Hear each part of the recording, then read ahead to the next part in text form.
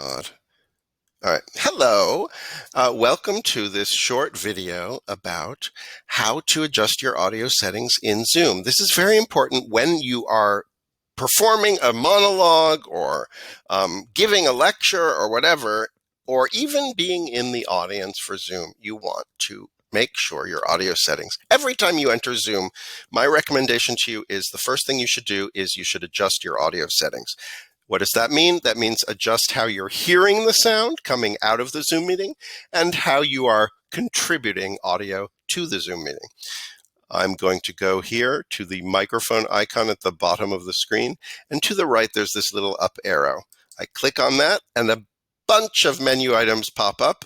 I'm interested in the bottom one, audio settings. I click on that and boom, there I am in audio settings. Now notice that there are different settings here.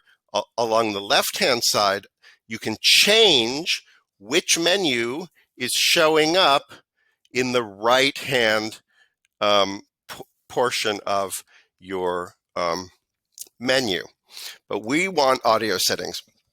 I'm not going to go into too much detail about speaker, except to say that for your speaker, if you are participating in a Rolando Teco event, please show up with either a headset or headphones or earbuds, something that's going right into your ear, so that the sound from our Zoom meeting is not going through the room you're in from this built-in speaker. You do not want to have built-in speakers checked. You want to have something else plugged in, okay? Or wireless, whatever.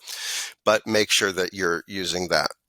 So there's that section. That's a nice thing about Zoom, by the way, is that you can separate the input from the output. In other words, I can adjust the volume for how I'm hearing the meeting, and I can not at the same time automatically adjust the volume for how I'm putting sound into the meeting, how I'm contributing sound. Now, this is the most important thing. If you are performing or doing anything in Zoom and you want to be understood and you want to sound good, make sure that this here is checked to the right input microphone. And you can test these options by clicking the test mic thing when it's showing a certain microphone, and you can hear how you sound. Zoom will spit right back to you whatever you say after you click this test mic thing. But here's an important part, the input level.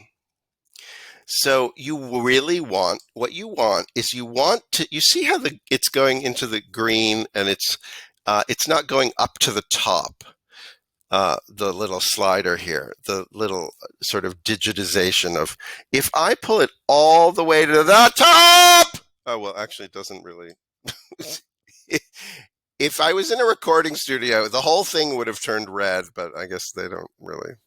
All right, anyway. This is the most important box, automatically adjust microphone volume. You really do not want this box checked, and I will tell you why. If you check this box, notice how the input volume grays out when I check that box. Let me do that again. See, you can adjust the slider, low, high, and then if I check this box, oop, I can't adjust it. And sometimes people come into a Zoom meeting with me and they say, I can't adjust the input. You're asking me to adjust the input. I can't. It's because this box is checked. What does that box do? Automatically adjust microphone volume. Who is going to automatically adjust microphone volume? Did they ever ask that question? Apparently not. Okay, so the thing is, automatically adjust microphone volume takes control of your input volume out of your hands and puts it into the hands of a little creature, otherwise known as AI, or artificial intelligence. Unfortunately, in the year 2021, artificial intelligence is not quite real intelligence. So what happens is, when you click this box, automatically adjust microphone volume, suddenly the microphone is given autonomy. And so the microphone, if you're silent, let's say you have like a moment of silence in your monologue, the microphone will take that silence and it'll get bigger and bigger. It'll be increasing the gain, which is how it sucks sound in, and it'll be looking in the room of silence for sound. And so what happens is you get white noise. And then the minute you start speaking, the microphone will panic because it will go, oh my God, something loud. I shouldn't be open so wide. I should be closed. And so the microphone will close down. And in that moment, when it's catching up to whatever it's perceiving in the room, the beginnings of words get cut off in a kind of stupid way, and it's harder to understand people. So do not check that box. Also, suppress background noise. I recommend always clicking it to low. You could get away with auto, but low is better because low just keeps it at low and doesn't, again, allow the artificial intelligence. And no offense, to those of you who are bots listening to this video, I'm sorry, but it's 2021 and you're doing great. You're doing great work. Actually, you're doing some criminal, horrible work too, but I don't want to get into that. But you've got a long way to go before you're human. And speaking of human, the reason that I beg you to come to my meetings with a headset or earbuds or headphones and not your built-in speakers is because something that happens in the events that I run is that we feel again what it feels like to be part of a group of individuals who come together in one moment and witness something artistic and become an audience.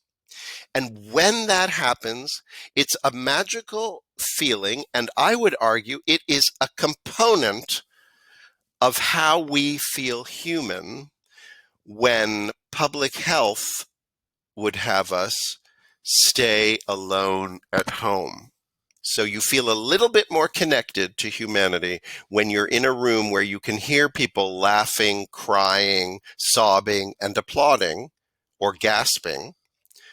Than you do with radio silence. This concludes this video. Thank you very much. Bye.